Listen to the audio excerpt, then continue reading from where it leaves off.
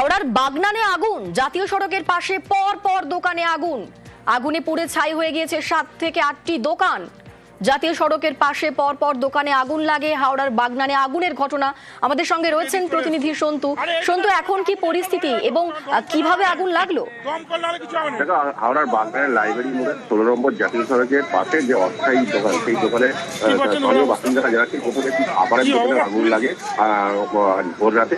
সেই আগুন মুহূর্তে আশপাশের বেশ কয়েকটি দোকানে জানা যাচ্ছে প্রায় 7 থেকে 8টি দোকান কিন্তু পুরো ছাই হয়ে গিয়েছে এবং খবর পেয়ে কিন্তু দমকলের 3টি ইঞ্জিনের ঘণ্টাখানেকের চেষ্টায় কিন্তু আগুন নিয়ন্ত্রণে এসেছে। তবে প্রায় লক্ষাধিক টাকার ক্ষয়ক্ষতির আশঙ্কাই করা হচ্ছে। তবে কিভাবে আগুন লাগলো তা নিয়ে কিন্তু এখন তদন্ত শুরু করেছে বাগনান থানার পুলিশ।